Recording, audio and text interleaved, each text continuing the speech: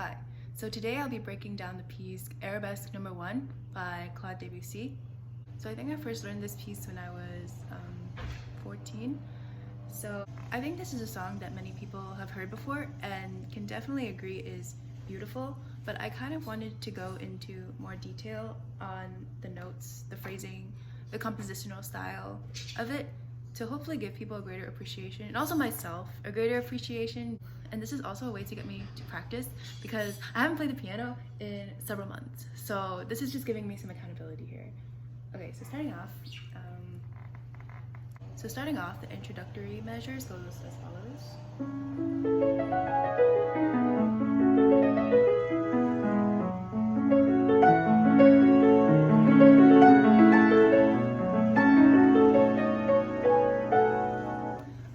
So there's a lot to unpack in those 5 measures alone. First of all, the timing. This piece is in cut time, which is Italian for alle breve, meaning that there is a certain speed to it. It's not a very slow moving piece.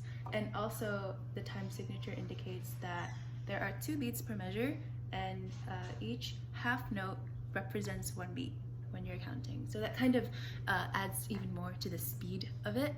And it's very flowy, so if you listen to it, the way my piano teacher described it was kind of like a shimmering kind of magic kind of thing, you know?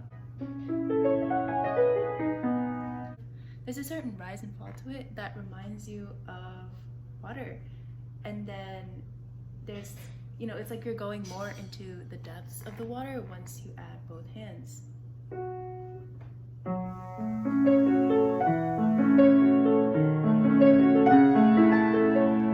Not sure if you noticed, but the left hand actually steals a little bit of the melody here if you listen.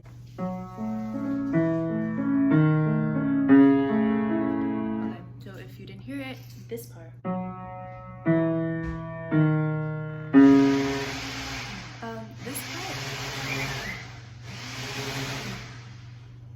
This part has the most weight in the piece, and then in the following measures you crescendo, you get louder. And then you also slow down. So there's such a contrast, you know? Typically when you're crescendoing, you expect things to go faster, but Debussy kind of plays some tricks on the listener because it slows down as well. Also known as a ritardando. Okay, so if you listen.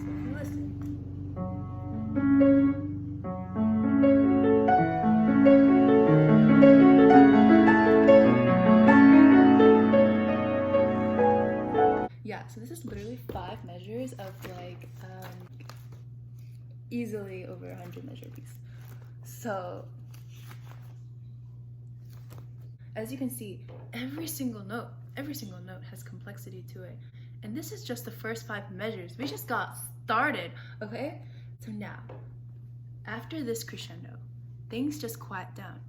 It goes from crescendo to PP, and this doesn't mean poo and pee. It means pianissimo, which means very, very, very quiet, you know, like barely touching the keys. And okay, I'll play.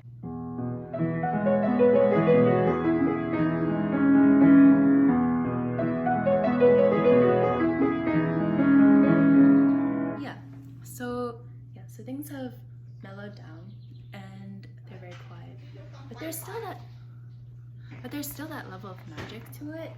And the complexity of this piece comes with the fact that the right and left hand are 2 completely different timings. So the right hand is grouped in 3s. So 1, 2, 3, 4. So 3 notes per beat.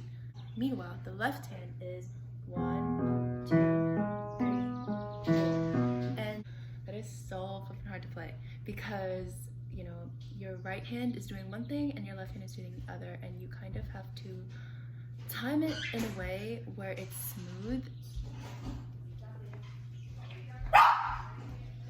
What my piano teacher taught me was to have the phrase "good cup of tea" in your head, because that's the best way to make sure that it's even. So like this: good cup of tea, good cup of tea, good cup of tea. Right? So if you think about it, there is some unevenness to it. If you're just isolating each beat, it doesn't sound right. But then when you put it together, that's when things...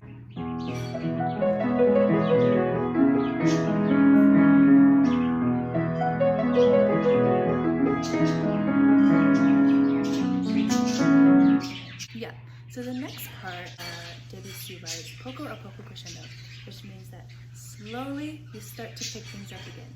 So you can see how this is kind of like a wave, and arabesques kind of reflect that.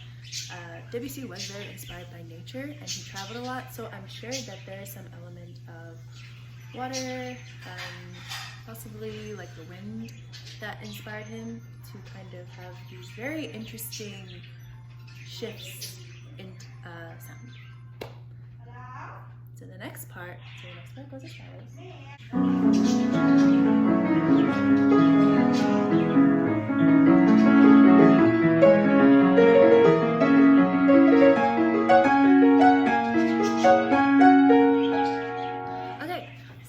As you can see, it's the same thing as before, where you're crescendoing, but this time it's done what is expected. In the piece it says stringendo, which means to speed up.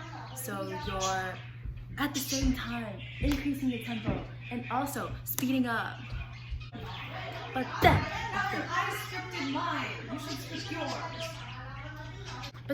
at the very last second, he pulls a retardando, and then you have to slow down. So, okay, I'll play it again. This is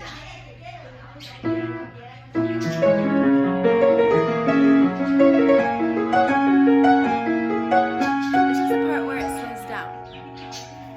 And then you go back as if you're revisiting, as if to give the listener some sense of familiarity.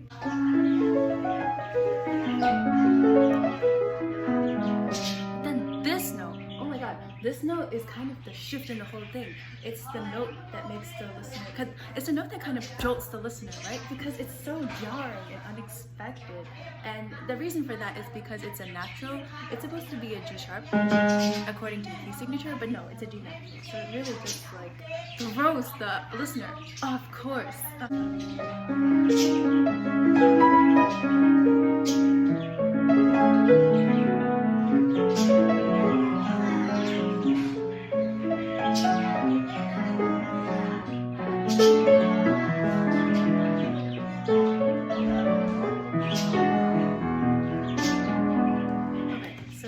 Like tenor measures that I played, you will notice that there is a lot of tempo and there's a lot of change in dynamics, right? And okay, so here. So this part is both a crescendo and a crescendo. First you rise up with the notes and then you rise down. And then another part that slows down is here. As if there is some sense of regret, remorse, as if, in this story of the waves, there is something slowing down. And then we just pick it up right again. And there's also a lift, there is an active rest, and oh my god, okay, so, and rest, despite the fact that they represent silence, are one of the most important notations in music. The moments when you rest should not be considered actual rest. They should be considered as much of the music as the notes themselves, as much of the music as the sound themselves. So there's, okay, a rest here, so there's a break. Another one.